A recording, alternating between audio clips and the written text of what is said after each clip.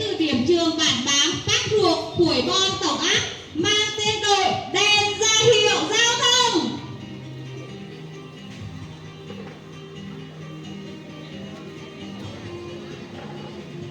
Chúng ta cùng nổ một tràng pháo tay thật lớn để chào đón các thành viên đến từ điểm trường Khuổi Vin Nà Mớ mang tên đội đèn xanh.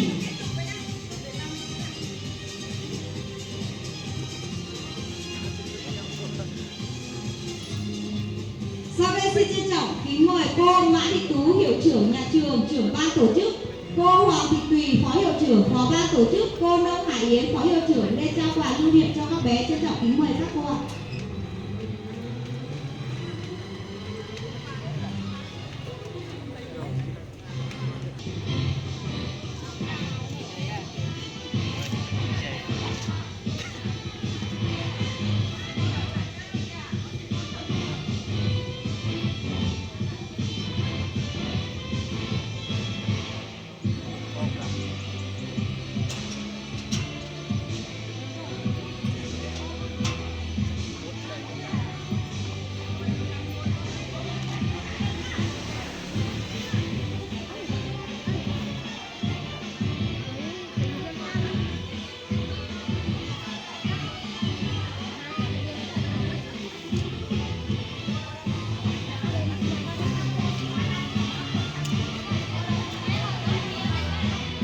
Trên đây là 5 đội thi đến từ các điểm trường trong trường mầm non Nì Bôn tham gia hội thi về với an toàn giao thông. Một lần nữa đề nghị chúng ta dành một tràng pháo tay thật lớn để chúc cho các bé tự tin trong phần thi ngày hôm nay. Tôi chúc các bé thật bình tĩnh, tự tin và chiến thắng. Mời các bé xuống dưới sân khấu để chuẩn bị cho phần thử thách của mình.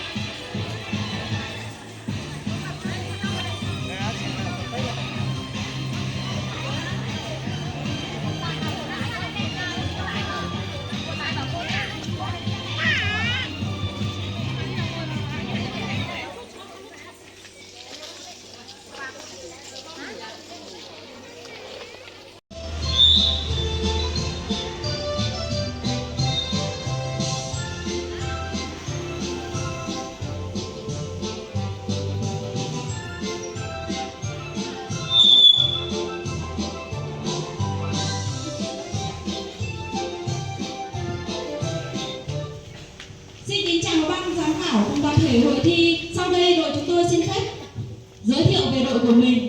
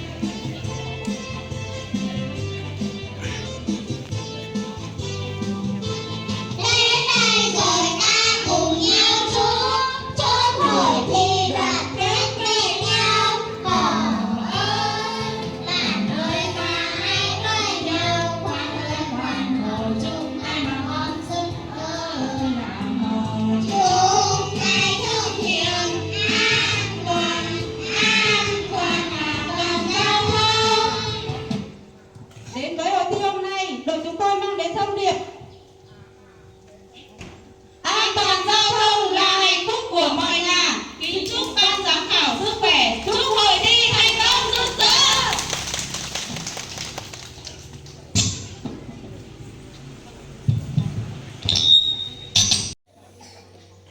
La la la la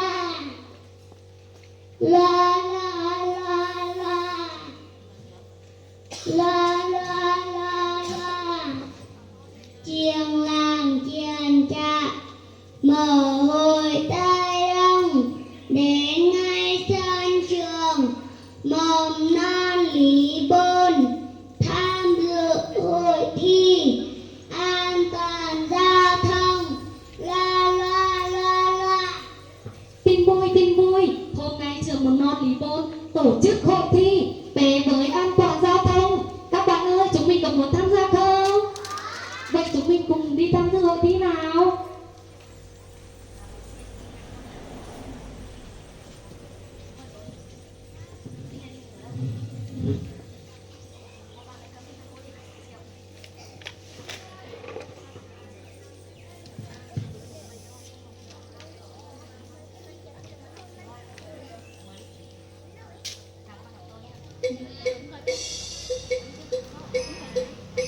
Kính thưa ban giám khảo, thưa toàn thể hội thi, nay chúng con đi giao lưu học hỏi, đôi lúc phấn khởi, tự giới thiệu mình, hiện tượng thông minh, mang tên biển báo giao thông. Con là phụ triệu, mang tên biển báo và thi gặp chiều.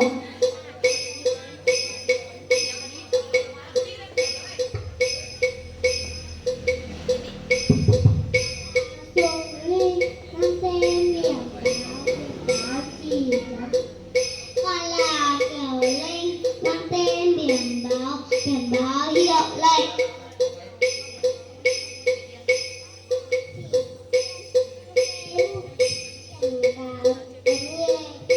Con là vào nước, mang tên biển báo tín hiệu giao thông. Tôi là Lý Lơ, mang tên biển báo đường cấm. Tôi là Lý Liễu, mang tên biển báo trẻ em.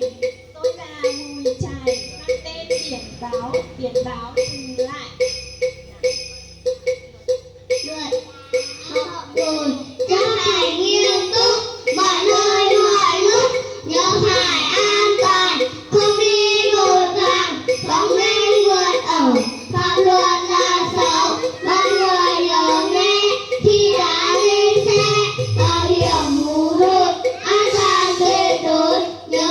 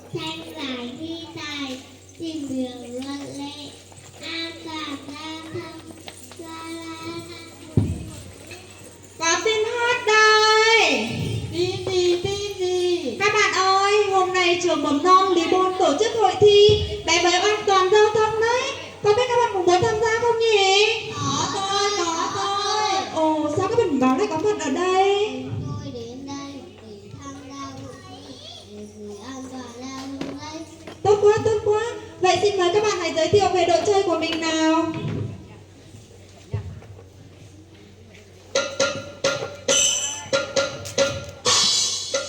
Thưa ban giám khảo, thưa toàn hội thi, nay chúng tôi đi giao lưu học hỏi, nô nức phấn khởi, tự giới thiệu mình về đội công minh mang tên biển báo an toàn giao thông. Xin chào tất cả các bạn, mình là Hoàng Đình Hương. Để các bạn biết mình là biển báo hiền hậu và đã được vào cổng như trường các bạn có những điều nhé. Xin chào tất cả các bạn, mình là Dương Thị Sài và các bạn biết mình làm biển báo gì nào? Mình làm biển báo có những đi bộ đây. Khi các bạn gặp biển báo này, các bạn không làm đi bộ nhé. Xin chào tất cả các bạn, mình là Ngọc Ngà. Để các bạn biết mình là biển báo gì nào? Mình là biển báo này. Đây, khi các bạn gặp biển báo này, các bạn không được đi vào. Xin chào tất cả các bạn.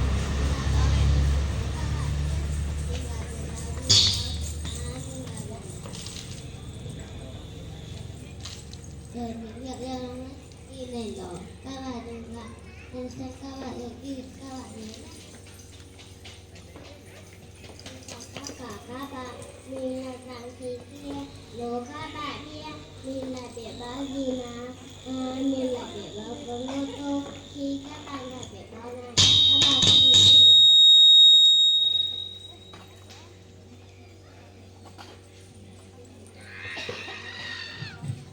Giờ tất cả các bạn, mình là Lê Thị Kia. Chúng các bạn biết mình là biển báo gì nào? Mình là đi xe tới đó. Khi các bạn đừng rõ là các bạn không được đi nhé. Đến với hội thi ngày hôm nay, đội Bắc Hà chúng tôi có sự có mặt tham gia của một phụ huynh và hai cô giáo. Xin trân trọng giới thiệu đó là bác Ma Thị Xuyến và cô giáo Ma Thị Ngâm và tôi cô giáo Đàm Thị Thuyên. Xin tất cả các bạn hãy dành một tràng pháo tay thật lớn để cổ vũ động viên cho hội thi chúng tôi ạ. Các bạn thân mến, khi tham gia giao thông trên đường, các bạn thường gặp rất nhiều nhóm biển báo khác nhau. Như vậy để biết đó là những nhóm biển báo gì thì xin mời các bạn hãy chú ý lắng nghe nhé. Đường nhiều khi ta đi xe thấy có biển báo cấm, biển đỏ tươi xung quanh vô tình mang ra, biển thật lớn có hình tròn để nhắc ta không làm gì, ghi nhớ ngay không quên đây là những biển báo cấm. Đường nhiều khi ta đi xe thấy có biển cảnh báo, biển đỏ tươi xung quanh vô tình mang ra, biển thật lớn có hình tròn để nhắc ta không làm gì, ghi nhớ ngay không quên đây là những biển báo cấm. Xin chào tất cả các bạn, tôi là biển báo, cảnh báo nguy hiểm nơi mà trẻ hay thường đi qua. Các bạn hãy chú ý khi gặp tôi nhé.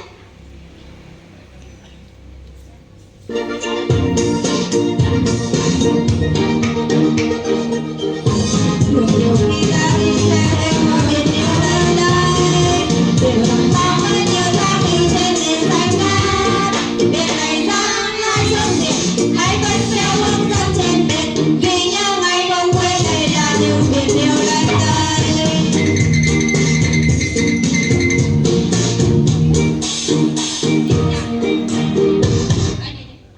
Xin chào tất cả các bạn, tôi là biển báo chỉ dẫn. Khi các bạn gặp tôi thì hãy đi thẳng hoặc lẽ phải nhé. Các bạn ơi, khi tham gia giao thông, chúng mình thường gặp rất nhiều biển báo, biển chỉ dẫn và biển hiệu lệnh phải không nào? Để biết hiểu rõ hơn về các biển này thì đội thi hôm nay chúng tôi xin được gửi tới thông điệp như sau.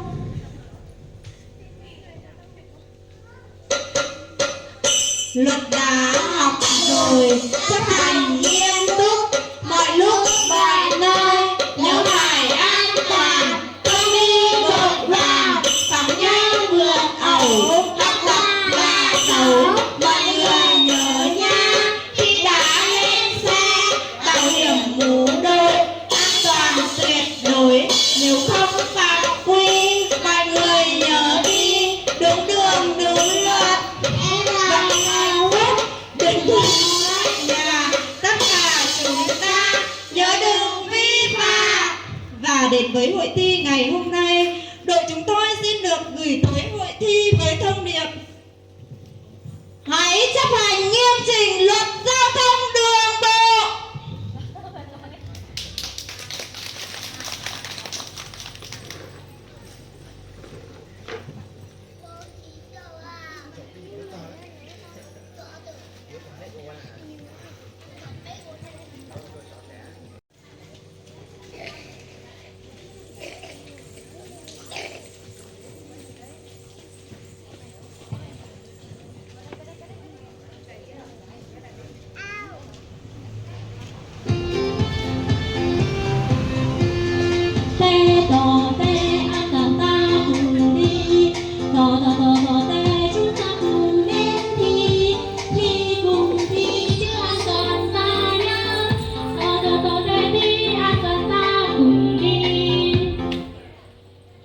đâu mà vui thế?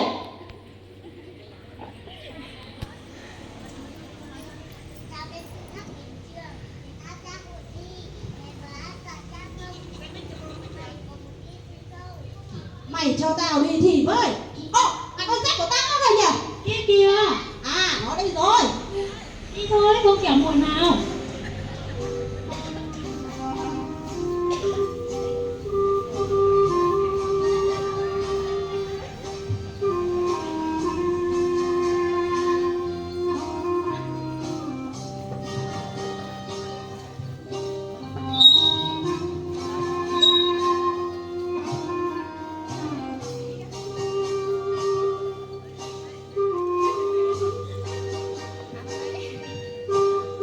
Đến nơi rồi, A Báo ơi. Ôi trời ơi, A Báo ơi, mày kéo cái ống quần xuống đi.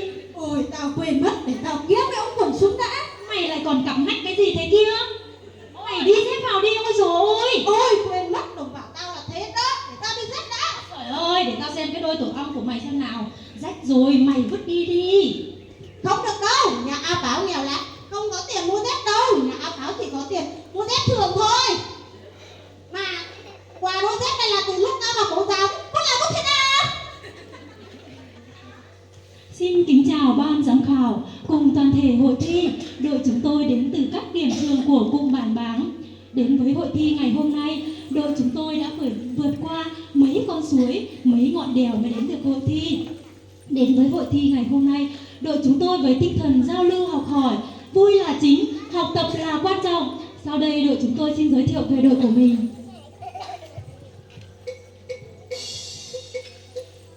Đội tôi tên gọi là đội an toàn giao thông. Sau đây xin kể về đội chúng tôi. Tham gia phần chơi, thành viên có 9 dân tộc thiểu số và 2 cô giáo. Lý do tên cô tham gia giao thông luôn luôn chấp hành luật lệ giao thông. Cô Đỗ Chuyên yêu nghề nến trẻ, phụ huynh của lớp Là cô Sùng Ca. Ngồi sau xe máy, bảo hiểm đội ngay, an toàn trên hết. Bạn Hoàng Gia Hưng Phong làm đội trưởng. Bạn Sùng Phương Liên dân tộc Hơ Mông. dáng người xinh nhỏ là bạn Khánh Đan.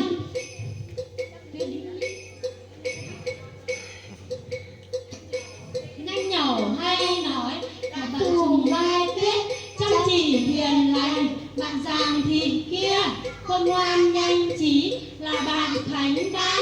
Tham gia giao thông chúng tôi chỉ mong tất cả an toàn, nhắc nhở mọi người cùng nhau thực hiện an toàn giao thông là điều hạnh phúc.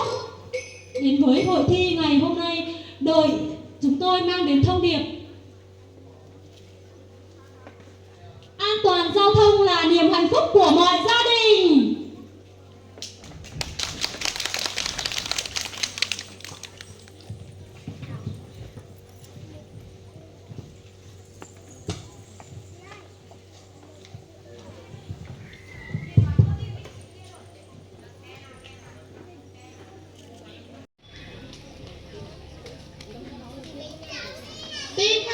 Tin hát.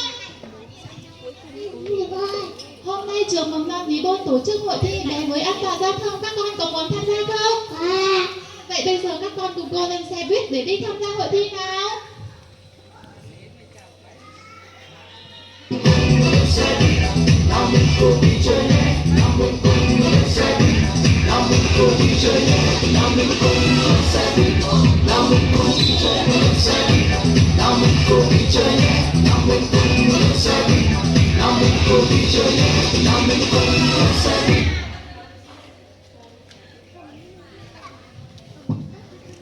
Vâng, lời đầu tiên cho phép đội đèn xanh xin gửi tới ban giám khảo lời chào trân trọng nhất và chúc sức khỏe và chúc hội thi hôm nay thành công rực rỡ. Và ngay sau đây đội đèn xanh xin được giới thiệu thành viên của đội mình.